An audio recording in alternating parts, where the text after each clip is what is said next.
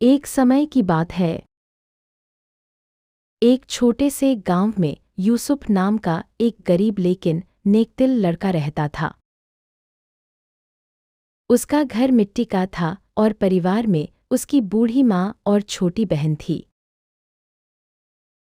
पिता का इंतकाल कई साल पहले हो चुका था, इसलिए घर की सारी जिम्मेदारी यूसुफ पर ही थी। यूसुफ सुबह जल्दी उठता, फज्र की नमाज पढ़ता और फिर अल्लाह से दुआ करता, या अल्लाह, मुझे सब्र और हिम्मत दे ताकि मैं अपनी माँ और बहन का ख्याल रख सकूं। नमाज के बाद वह काम की तलाश में निकल जाता। कभी खेतों में मजदूरी करता, कभी बाजार में लोगों का सामान उठाता, तो कभी जंगल से लकड़ियां काटकर बेचता। मेहनत बहुत होती थी लेकिन कमाई बहुत कम। कई बार ऐसा होता कि पूरे दिन काम करने के बाद भी घर में सिर्फ 2 रोटियां ही बन पाती। तब यूसुफ अपनी माँ और बहन को खिला देता और खुद पानी पीकर सो जाता।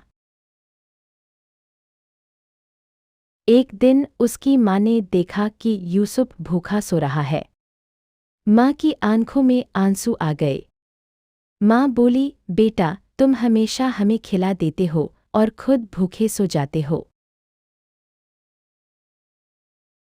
यूसुफ मुस्कुराकर बोला, अम्मी, अल्लाह सब देख रहा है। जो सब्र करता है, अल्लाह उसके लिए बेहतर रास्ता बनाता है।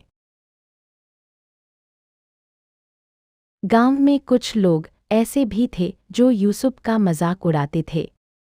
वे कहते, इतनी मेहनत करके भी तुम्हें क्या मिला? अगर थोड़ा चालाक बन जाओ तो जल्दी अमीर बन सकते हो। लेकिन यूसुफ हमेशा एक ही जवाब देता, हराम का पैसा थोड़े समय का सुख देता है, लेकिन हलाल की कमाई में बरकत होती है। समय बीतता गया। एक साल गांव में बहुत बड़ा सूखा पड़ गया। खेत सूख गए, पानी कम हो गया और लोगों के पास काम भी नहीं बचा। अब यूसुफ की परेशानी और बढ़ गई। कई दिन ऐसे गुजरे जब उसे कोई काम नहीं मिला। एक शाम वह थका हुआ घर लौट रहा था। रास्ते में उसने देखा कि सड़क के किनारे एक बड़ा थैला पड़ा है। उसने थैला उठाया और खोला। अंदर बहुत सारे सोने और चांदी के सिक्के थे। यूसुफ हैरान रह गया। उसके मन में ख्याल आया, अगर मैं ये पैसे रख लूं तो मेरी गरीबी खत्म हो जाएगी। अम्मी का इलाज हो जाएगा, बहन की पढ़ाई और शादी भी हो जाएगी। लेकिन फिर उसे अपने दिल में एक आवाज़ सुनाई दी, अल्लाह सब देख रहा है। जो चीज़ तुम्हारी नहीं है उसे रखना गलत है। यूसुफ ने तुरंत थैला बंद किया और सोचा कि असली मालिक को ढूंढना चाहिए। वह थैला लेकर मस्जिद पहुंचा। वहां कई लोग बैठे थे। यूसुफ ने सबके सामने कहा, भाइयों, रास्ते में मुझे यह थैला मिला है। क्या किसी का खोया है? तभी एक अमीर व्यापारी घबराया हुआ मस्जिद में आया। वह बार बार कह रहा था, मेरा थैला खो गया। उसमें मेरी बहुत बड़ी रकम थी। जब उसने यूसुफ के हाथ में थैला देखा तो उसकी आंखों में खुशी के आंसू आ गए। व्यापारी बोला, बेटा, यही मेरा थैला है। अगर यह खो जाता तो मैं बर्बाद हो जाता। यूसुफ ने बिना किसी लालच के थैला उसे दे दिया। व्यापारी बहुत प्रभावित हुआ। उसने कहा, बेटा, तुम बहुत ईमानदार हो। यह लो कुछ पैसे इनाम के तौर पर। लेकिन यूसुफ ने सिर झुकाकर कहा, मैंने सिर्फ अपना फर्ज निभाया है। मुझे इनाम नहीं चाहिए। यह बात पूरे गांव में फैल गई। लोग यूसुफ की ईमानदारी और सब्र की चर्चा करने लगे। कुछ दिनों बाद वही व्यापारी फिर गांव आया। उसने यूसुफ को ढूंढा और कहा, मैं शहर में बड़ा कारोबार करता हूँ। मुझे अपने साथ एक भरोसेमंद आदमी चाहिए। क्या तुम मेरे साथ काम करोगे? यूसुफ ने अपनी माँ से इजाज़त ली और शहर चला गया। शहर में यूसुफ ने बहुत मेहनत की। वह सुबह सबसे पहले काम पर पहुंचता और रात को सबसे बाद में घर लौटता। वह हमेशा सच बोलता और किसी के साथ धोखा नहीं करता।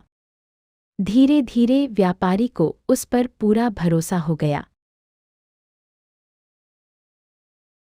कुछ सालों बाद व्यापारी बूढ़ा हो गया। उसने यूसुफ से कहा, बेटा, मैंने जिंदगी में बहुत लोगों को देखा, लेकिन तुम जैसा ईमानदार इंसान नहीं देखा। आज से मेरा पूरा कारोबार तुम संभालोगे। अब यूसुफ की जिंदगी बदलने लगी।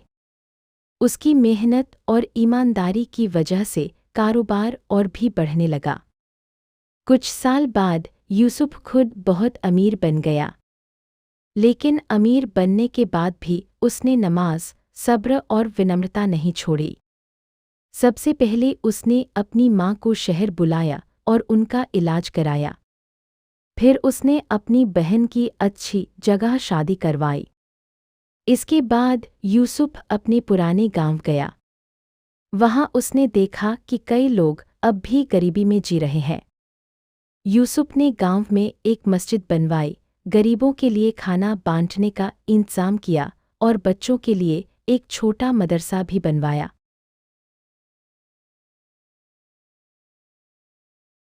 एक दिन वही लोग जो पहले उसका मजाक उड़ाते थे, उसके पास आए और शर्मिंदा होकर बोले, यूसुफ, हमें माफ़ कर दो।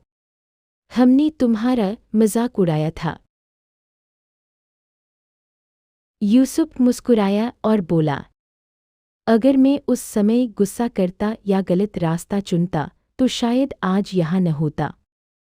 यह सब सब्र और अल्लाह पर भरोसे की वजह से मिला है।